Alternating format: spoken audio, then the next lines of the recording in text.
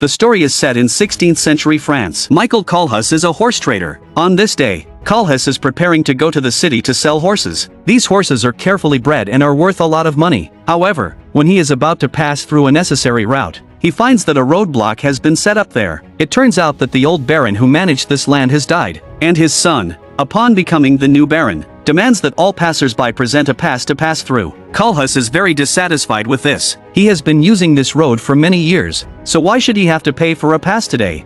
At this time, the baron is watching everyone from the side. He is holding a pistol in his hand, trying to use it to threaten Kohlhaas. After negotiations, the baron's men demand that Kohlhaas leave 2 horses as collateral and that he can only retrieve them after obtaining a pass. Reluctantly, Kohlhaas agrees. He instructs his servant Cesar to follow and take good care of the 2 detained horses. After Kohlhaas leaves, Cesar goes to the baron's residence to look after the horses as requested by Kohlhaas. But to his anger, the baron's men use the 2 horses for heavy labor without permission, soon causing them to be covered in wounds. After rescuing the horses, Cesar takes them to the riverside for cleaning. Soon, the baron's men arrive with weapons. Not only do they take back the horses, but they also set dogs on Cesar, injuring him. On the other side, Kohlhaas takes the other horses to the city and sells them. Because of his excellent horse breeding skills and his honest business practices, the manager greatly admires him. After selling the horses, Kohlhaas returns home. In the evening, he and his young assistant Jeremy read the French Bible together. From their conversation, we learn that Kohlhaas is a devout Christian and has his own views on religious philosophy. The next day, Kohlhaas returns home. His wife Judith warmly welcomes him. Kohlhaas and his wife have a daughter named Lisbeth. Their family is well off and lives a happy life. After a short rest, Kohlhaas takes the pass and prepares to go to the baron to retrieve the 2 black horses. However, when he arrives at the stable, he finds that his horses have been so badly abused that they are unrecognizable. Angrily, Kohlhaas demands an explanation from the baron's servants. The servants explain that they needed to pay for the horses' upkeep, so they let the horses work. They also claim that Kohlhaas's servant Cesar has escaped because he tried to steal the horses, but was caught by the baron's men. Kohlhaas doesn't believe this at all. Cesar had previously been a soldier and was loyal to him, so how could he have run away? Kohlhaas stopped the baron on his way back to the castle. He demanded that the baron restore the 2 horses to their original condition and reminded him that the Princess of France had already prohibited local lords from charging tolls. If the baron didn't comply, Kohlhaas would take him to court. However, the baron seemed unafraid of Kohlhaas. He didn't respond and arrogantly walked into his house. Soon after, Kohlhaas found Cesar and brought him to see the lawyer, hoping the lawyer could help him with the lawsuit. Kohlhaas demanded compensation from the baron for the losses he and Cesar had suffered, the cessation of the tolls, and the return of the 2 black horses in healthy and beautiful condition. After receiving the lawyer's promise, Kohlhaas returned home, believing that the local court would grant him justice. While waiting, Kohlhaas helped a mare in his stable give birth. Seeing the newborn foal struggle to stand up, the family felt the tenacity and fighting spirit of life. However, bad news soon arrived. Because the baron was a relative of the judge, the court ruled against Kohlhaas and prohibited him from appealing further, threatening him with punishment if he did. But the baron had to return the horses to Kohlhaas. Kohlhaas was extremely angry about this result. The lawyer quickly advised Kohlhaas, saying, "Can't you bear such a small loss? Hurry and get the horses back from the baron and stop causing trouble." After the lawyer left,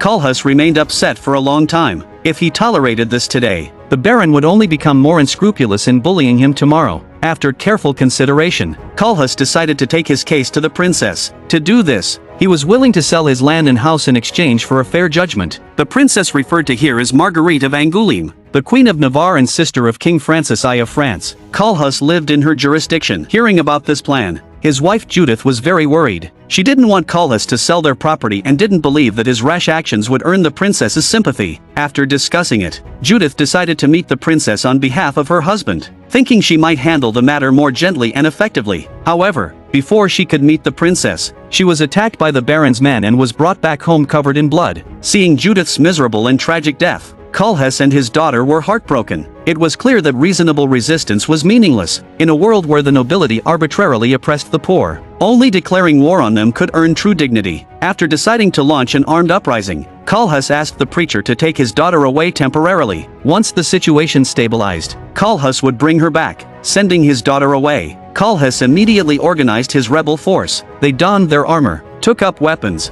and swore to confront the baron. Thus, Kohlhaas began his road to revenge. Early in the morning, Kohlhaas and his men quietly arrived at the outskirts of the baron's castle. Due to the baron's usual lax security, Kohlhaas successfully broke in. After a fierce battle, Nearly all the men were killed, leaving only women and children alive. But the Baron himself was not at home. Reluctantly, Kohlhaas and his men had to continue their pursuit. Over time, news of Kohlhaas's deeds spread throughout France. Many poor people admired his courage to fight against fate and joined his ranks. The uprising army grew steadily, but Kohlhaas was careful not to blindly recruit anyone. He knew that peasants who dared to resist the lords often faced brutal torture. He didn't want to accept those who were not steadfast or capable of fighting, to avoid them suffering tragic fates. By chance, Kohlhaas learned that the Baron was hiding in a monastery, so he immediately led his army to pursue him. Upon reaching the monastery, Kohlhaas ordered his soldiers to ignite their arrows, using fire to announce their arrival. However, considering it was a religious site mainly inhabited by nuns, Kohlhaas did not storm the monastery. Realizing his location was exposed, the Baron decided to escape. He planned to disguise himself as an ordinary peasant and flee with the help of reinforcements. Soon, the manager arrived with troops to protect the Baron. Through his conversations with those around him, we learned that the manager's father died in a peasant uprising. At that time,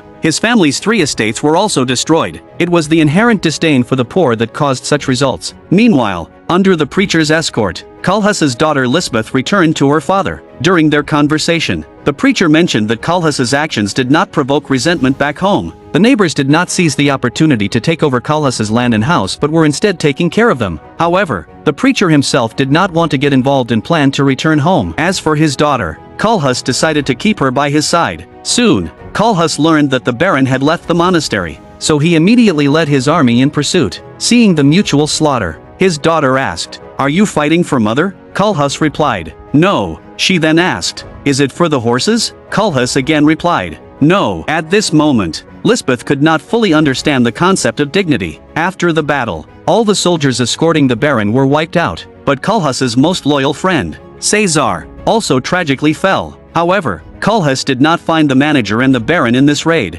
as they had not been with the soldiers but had quietly escaped in disguise. The 2 squads defeated by the uprising army were merely providing cover for their escape. Afterward, Kohlhaas continued his pursuit of the Baron. During this period, the uprising army attacked numerous towns, punishing the nobles who oppressed the common people in the harshest ways. In reality, many innocent nobles were also implicated. Soon, Kohlhaas's reputation spread throughout France, shocking the nation. Faced with the increasingly powerful uprising army, even the royal family was troubled. Unlike many peasant uprising forces, Kohlhaas led a disciplined team. He believed that forcibly demanding money was something only lords would do, so he ordered his army not to take anything and to repay all debts, so as not to betray the uprising's original intent. To prevent his soldiers from looting the poor, Kohlhaas would severely punish those who violated military orders, even executing them. After one such execution, a theologian in the crowd raised objections. He questioned Kohlhaas, "Is this your idea of justice? Hanging your own men, burning towns, slaughtering nobles,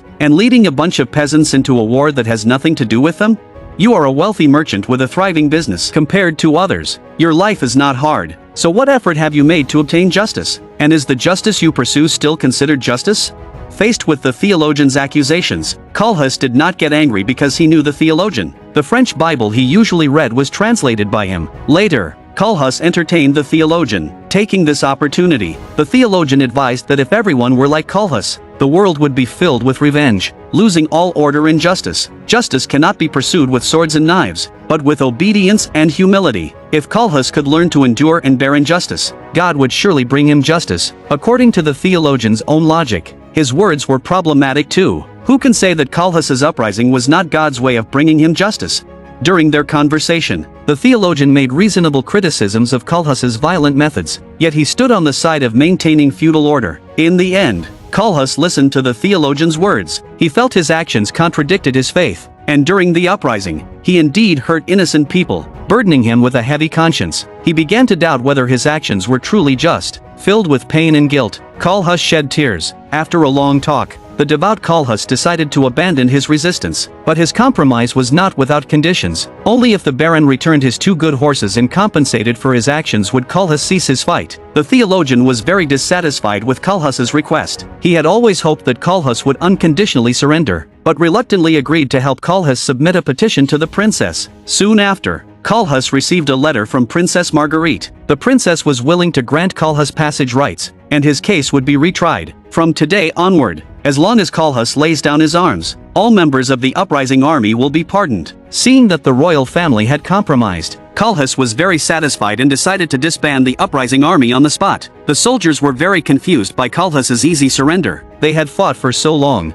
only for it to end inexplicably. However, as Kohlhaas was the core figure of the uprising, without him, the army would be nothing but a scattered group. So everyone laid down their weapons, except for Jeremy, who did not want to surrender and left on his own. After disbanding the army, Kohlhaas returned home with his daughter and started living a peaceful life. One day, Princess Marguerite suddenly visited. Much to Kohlhaas's surprise, the princess first looked Kohlhaas up and down and then greeted his daughter. In fact, the princess had no hostile intentions with this visit. She knew that just before Kohlhaas decided to surrender, the uprising army was preparing to attack a town where she happened to be. Since she didn't have many guards with her at the time, if the uprising army had attacked, she would surely have been captured. The princess asked Kohlhaas why he stopped. Kohlhaas explained that he didn't want more. He only wanted to reclaim what was rightfully his. Impressed by Kohlhaas's principles, the princess promised to protect his safety and promised to reopen the case of Kohlhaas and the Baron. Afterward, the princess visited the grave of Kohlhaas's late wife to pay her respects. Seeing the princess's gestures, Kohlhaas felt greatly comforted. Satisfied with the outcome, Kohlhaas happily prepared to welcome his new life. However, soon someone brought news that a member of the uprising army had not surrendered his weapon,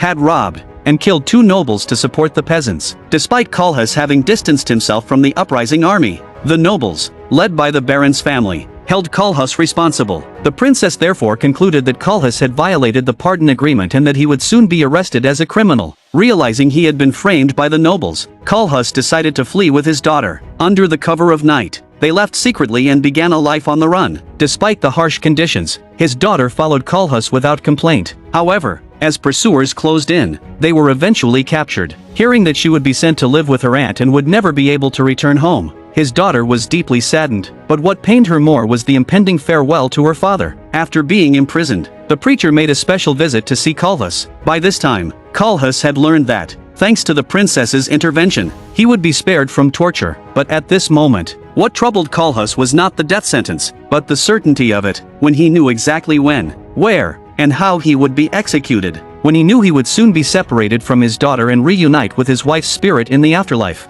he truly felt fear. Shortly afterward, Kohlhaas faced his execution. By then, the Baron had been sentenced to return the horses to Kohlhaas and pay compensation. The Baron himself would serve 2 years in prison for his crimes. Only 2 years. Faced with this belated justice, Kohlhaas had mixed feelings. He handed all the compensation money to the preacher, asking him to aid the poor, and then awaited his beheading. In reality, this verdict was the greatest irony for Kohlhaas. His blind trust in the noble class resulted in meaningless fairness. Before his execution, Kohlhaas bid farewell to his daughter. However, his daughter was unwilling to forgive him for abandoning her. In response to his sorrowful words, she simply said she wanted to leave. Thus, Kohlhaas helped her onto a horse, and she quickly rode away without looking back. Perhaps she just didn't want to see her father's life taken away. Ultimately, Kohlhaas accepted his fate with composure. He was told that his rights had been restored, but now it was time for him to pay the price for disturbing the peace. For Kohlhaas, the uprising was a failure, and the verdict was disgraceful. Yet,